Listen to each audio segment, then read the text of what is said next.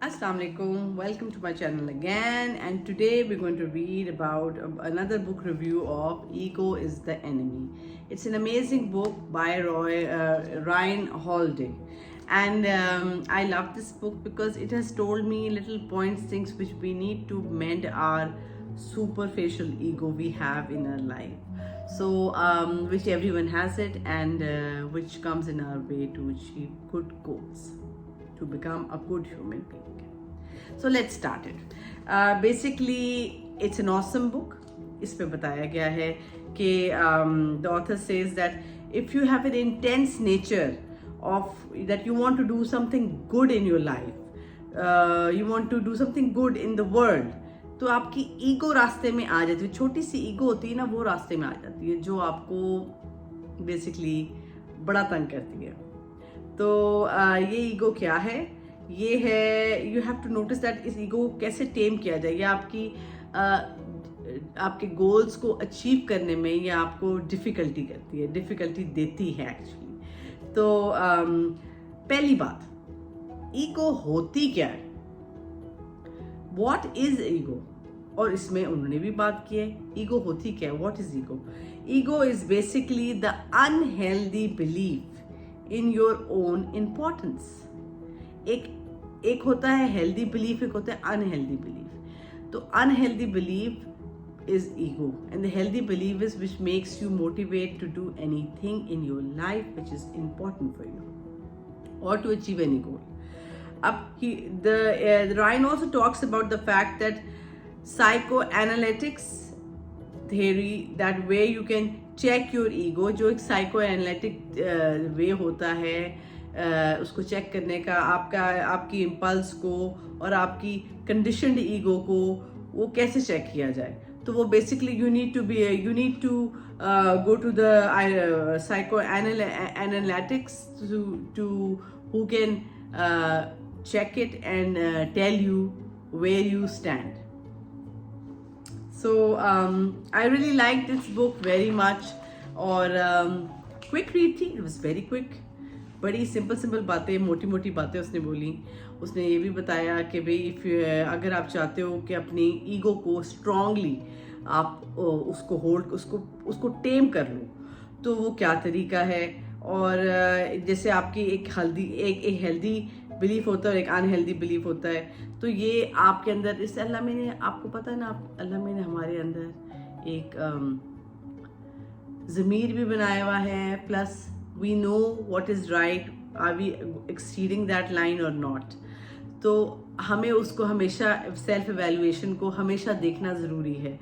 जो हम कभी कभार ईगो हमारी मिस आउट करा देती है, बट हमें देखना चाहिए, बिकॉज वही हमारा सेल्फ जजमेंट है और वही आपको बताता है कि you are going off the track. तो फिर इसके अंदर ऑथर ने बड़ी इंटरेस्टिंग बात बोली कि जैसे आजकल प्रोफेशनल्स में कहते हैं कि 10K और 20K कि इतने 1000 आवर्स अगर आप किसी चीज़ को किसी चीज़ इसमें इन्वेस्ट करते हैं, किसी भी प्रोफेशन में, कोई चीज़ सीखने में, तो you can be the master if you achieve those number of hours of doing those things.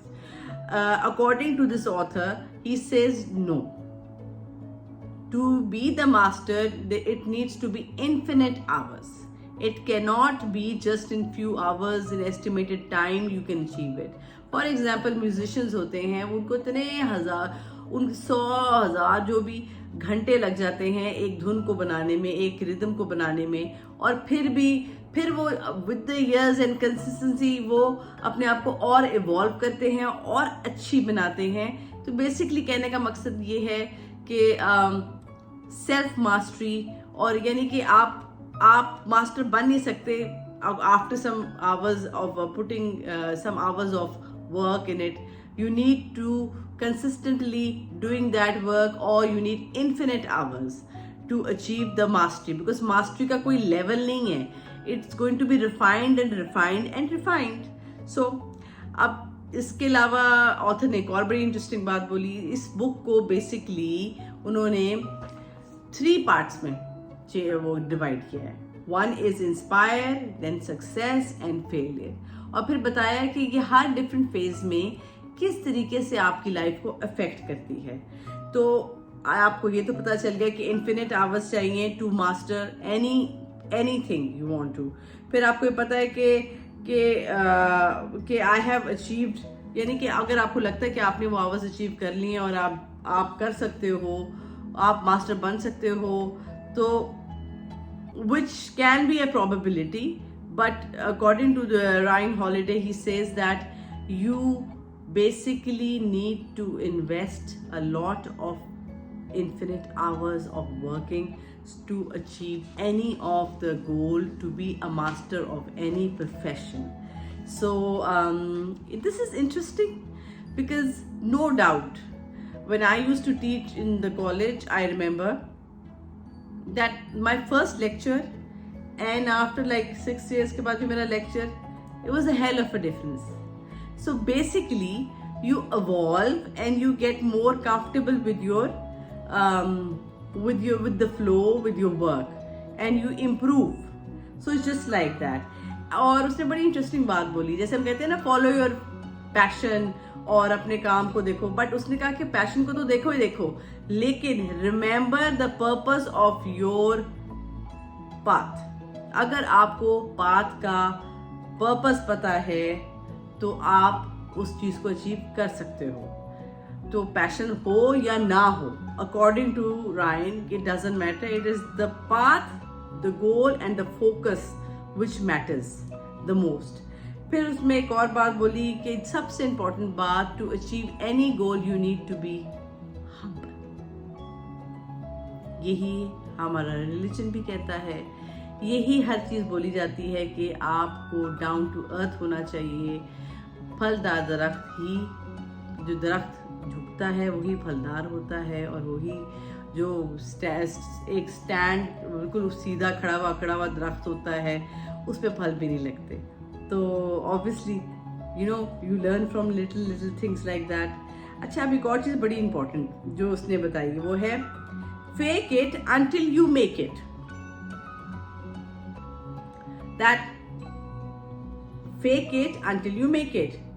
So how about, but according to him, he says that don't fake it until you make it.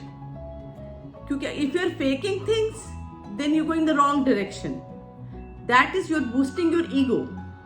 चाहे for example आप master भी नहीं हुए और अब for example doctors, अगर कोई doctor ऐसा बन गया जो फेक हो डॉक्टर, तो कितना डेंजरस डॉक्टर होगा वो। इसी तरीके से उसने कहा कि आप अपने काम में इतनी महारत हासिल कर लें कि लोग आपको इग्नोर कर ही नहीं सकें, आप वहां तक उस लेवल तक पहुंच जाएं, तो आप वो आप अचीव कर सकते हो। लेकिन it's better not to fake it according to him, because बाकी हमारे तो यहाँ आपको पता है पहले वो फेक इट होता है, फिर बाद में मेक इट होता है।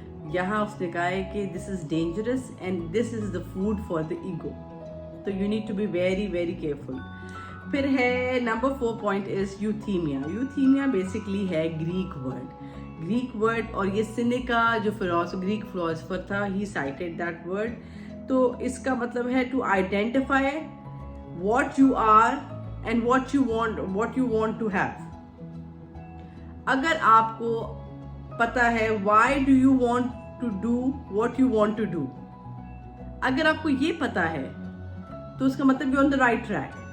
अगर इसका आंसर नहीं आपको पता है, think, look at this answer, इसको लिखें किसी पेपर पे और सोचें कि मैं ये काम करता हूँ तो क्यों करता हूँ, उसका पर्पस क्या है।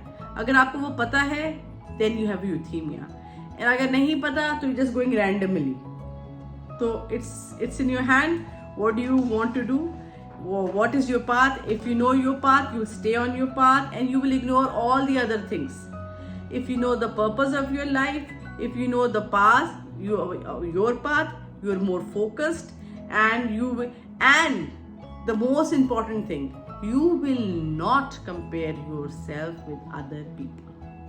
Because if you're going to compare yourself with other people, then you cannot have that tranquility in you, or euthymia in you.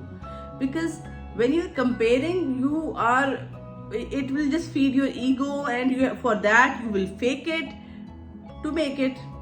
अगर आप वो चीज़ कुछ नहीं कर रहे, आप सिर्फ अपने काम से काम रख रहे हैं, अपने पाथ को फॉलो कर रहे हैं और आप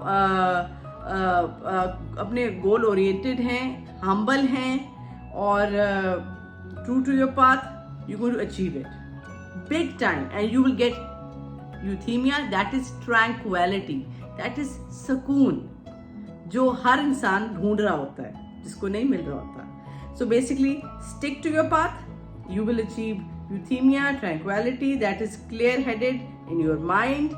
And for example, if you know the purpose of your life, so what is your purpose? For example, Idi Sahab, unka purpose tha life mein, he was very humble,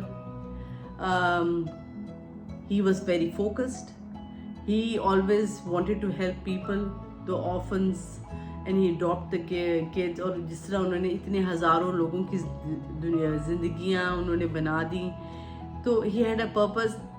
उसमें इंसान में humbleness आती है और ट्रैंक्विलिटी आती है, सुकून आता है. तो आप सोचिए ज़रा, इसी तरह आपको भी अपनी ज़िंदगी का पर्पस पता होना चाहिए.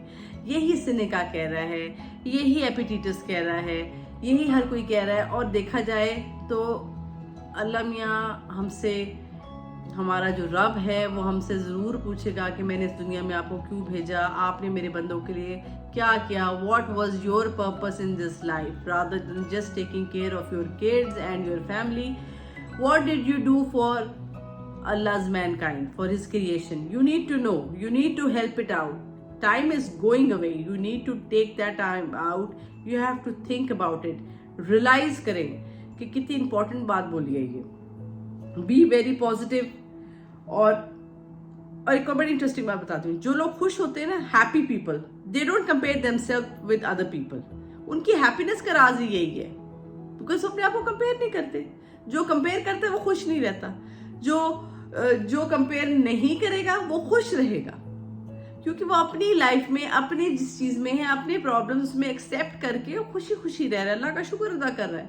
कितनी प्यारी बात. और उनका कि यही तरीका है ईगो को भी खत्म करने का और कोई चीज अचीव करने का, कि आप गोल ओरिएंटेड रहे, अपने पाथ पे रहे, आप लोगों से अपने आप को कंपेयर ना करें, बी हम्बल. सारा कुछ जो हमारा रिलीजन बोलता है वही ये चीज़ बता रहे हैं, वही ये फिलोसफर्स बोल रहे होते हैं, वही सारा कुछ है, और हम फिर भी समझ नहीं रहे होते हैं. How sad is this. Anyway, euthymia को हम उसको 3 पॉइंट्स में बना सकते हैं, that is clarity, consistency and courage, तीनों चीज़ों के अंदर, and which leads to tranquillity.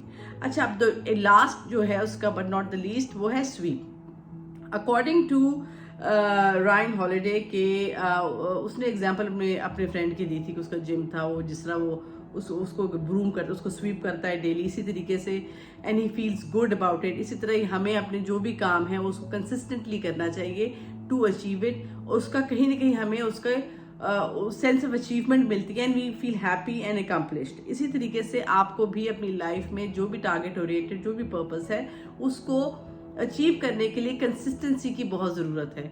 लोग इम्पल्सिव होते हैं, ईगोइस्टिक होते हैं, वो जल्दी से करके छोड़ देते हैं. छोड़ना is not the game.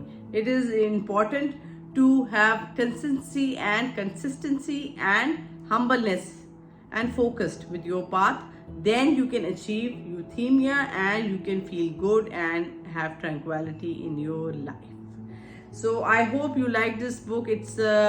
It's a really good book. It's a quick read. I loved it. I enjoyed it. So you also try reading this book, and take care. I hope you like it. Bye bye.